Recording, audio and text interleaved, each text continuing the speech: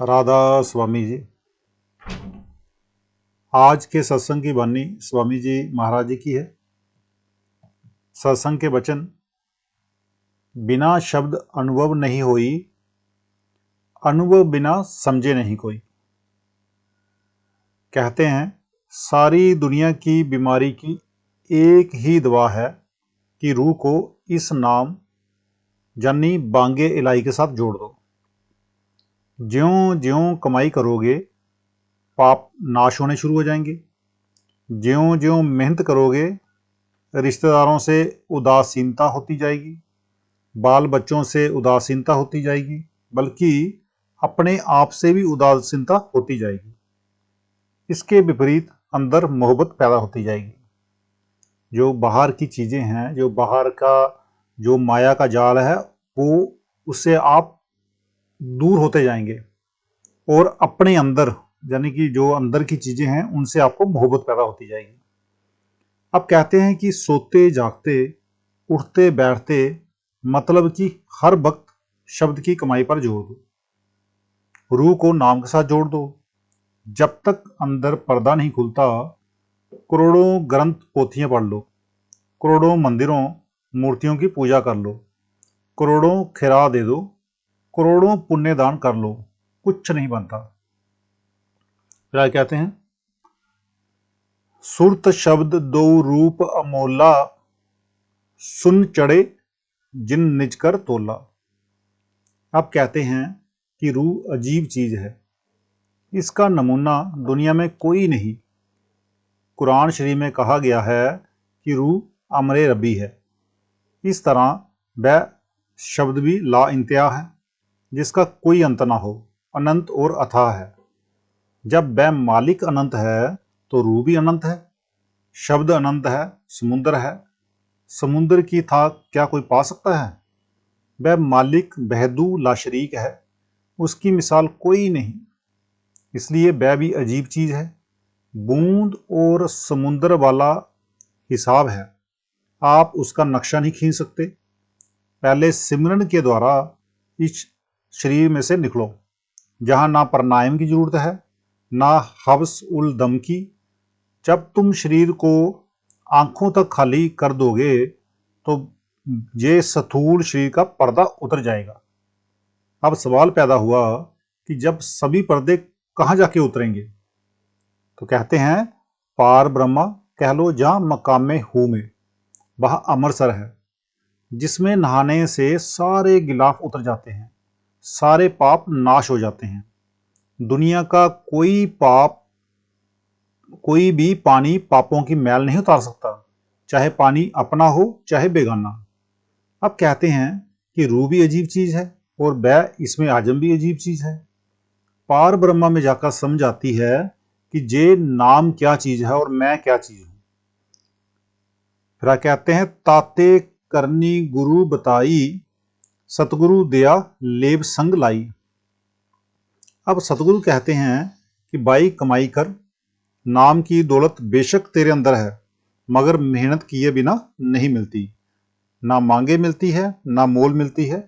अगर कोई ख्वाहिश रखे कि मुझे डॉक्टर कहे कि डॉक्टरी सीख, या उस्ताद कहे कि आ पढ़, तो ऐसा नहीं है, बल्कि इसको डॉक्टर या उस्ताद के पास जाकर डॉक्टरी या विद्या पढ़नी पड़ेगी। फिर जो बिना पढ़ मांगे वह खाली आया और खाली चला गया। अगर ये कहे कि सतगुरु आप देगा, तो ऐसा भी नहीं, ये आलस्य है। आलसी को कोई भी नहीं देता, ये मेहनत की चीज है। अगर बेटे कहें कि बाप लाएगा तो खाएंगे, ये आलस्य नहीं तो और क्या है।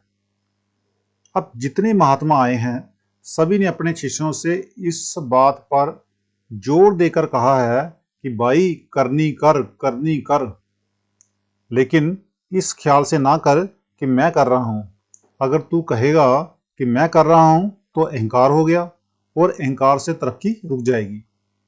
यही कबीर साहब कहते हैं, किया कराया सब गया, जब आया अहंकार। बेशुमार ऋषि मुनियों ने मैं कर रहा हूं की भावना के साथ कमाई की, वे हड्डियों का ढेर हो गए, लेकिन अंदर ना जा सके। आखिर मन ने धोखा दे दिया। पुराण पढ़कर देख लो, मन ने किसको धोखा नहीं दिया। विश्वामित्र रामचंद्र जी के गुरु थे। मेनका परी ने स्वर्ग से आकर शकुंतला पैदा कर दी, जिसका तमाशा आप शहरों के नाटकों में देखते हो। पराशर जी सारी उम्र योगाभ्यास करते रहे। पूर्ण जोगी होकर घर को आ रहे थे कि रास्ते में मछुआरों की लड़की पर मारे गए। दुर्वासा जी, जिनका आदर कृष्ण भगवान भी करते थे, स्वर्गों में गए तो उर्वशी अप्सरा ने ठग लिया। जितने ऋषि मुनि महात्मा वगैरह पूरे गुरु के अंदर गए, उन्हें माया ने ठग लिया। इसलिए संत कहते हैं कि भाई करनी कर, मगर सतगुरु की दया का आसरा लेकर। अगर अकेला जाएगा तो मारा जाएगा। अगर तेरी मेहनत के साथ सतगुरु की दया नहीं तो अंदर रिद्धियां सिद्धियां घेर लेती हैं। सो अंदर सतगुरु की दया और शिष्य की मेहनत दोनों साथ साथ चलती हैं। ऋषि मुनि ज्यादा ब्रह्मा तक गए, आगे नहीं गए। क्या कहते हैं गुरु अमरदास जी? बिन गुर दाते कोई न पाए, लख कोटि जे कर्म कमाए। गुरु अंगद देव जी कहते हैं, जे सौ चंदा अगवा सूरज चढ़े हजार, इत्ते चानन होंदिया गुर बिन गोर अंधार। एक और जगह गुरु नानक साहब ने कहा है, बिन सतगुरु किन्ने ना पाइयो, बिन सतगुरु किन्ने ना पाइया, सतगुरु बिच आप रखियोन, कर प्रगट आग सुनाइया। सतगुरु मिलिए सदा मुक्त है, जिन बिच्यो मोह चुकाइया। मेहर दया करनी करवाई, करनी कर बहु मेहर बढ़ाई। अब सतगुरु की दया और इसकी करनी दोनों मिलकर तरक्की करवाते हैं। ज्यों ज्यों ये तरक्की करेगा, इसकी आत्मा निर्मल होती जाएगी, इसको हुक्म मानने की आदत पड़ जाएगी। सो आप ज्यों ज्यों मेहनत करोगे, अंदर प्रेम और प्यार आएगा, जो आपको हुक्म मानने के काबिल बना देगा। करनी मेहर संग दो चलते, तब फल पूरा चढ़ चढ़ लेते। इसकी कमाई और सतगुरु की दया दो पर यानी कि पंख हैं, जिनके द्वारा उड़कर ये रूहानी मंजिलों पर जाता है। पक्षी दो परों के साथ उड़ता है, एक से नहीं। ज्यों ज्यों ये कमाई करेगा, सतगुरु की दया मेहर मिलेगी, त्यों त्यों अंदर चढ़ता चला जाएगा। ये कायदा सारे जहान के लिए है। चाहे हिंदू होकर जाओ, चाहे मुसलमान होकर जाओ, चाहे किसी और कौम के, अंदर सबके लिए एक ही इंतजाम है। अस संजोग मौज से हुई, मौज उपाय नहीं अब कोई। अब ये दौलत मुर्शिद का मिलना, नाम का मिलना, कमाई का करना बड़े ऊंचे भाग्य का नतीजा है। रब की खास रहमत है। अगर वह रहमत ना करे तो ना मुर्शिद मिलता है, ना नाम मिलता है, और ना ही कमाई बन सकती है। बेशुमार महजब नाम से खाली पड़े हुए हैं। यही गुरु अमरदास साहब कहते हैं, दुर्कर्म पाइया तुद जिन कऊ से नाम हर के लागे, कहे नानक तह सुख हुआ, तितगर अनहद बाजे। जिसको दुर्स के मालिक लिख देता है कि इसको मुर्शिद मिलेगा, इसको नाम मिलेगा, उसको ही मुर्शिद और नाम मिलता है। अगर उसकी रहमत ना हो तो कुछ भी नहीं मिलता। गुरु नानक साहब ने भी कहा है, दाती साहिब संधिया किया चले तिस नाल, इक जांग दे ना लहन, इकना सुतिया देई उठाल। एक जागता है मगर मौज नहीं होती, और एक सोते हुए को जगाकर दा दे देता है।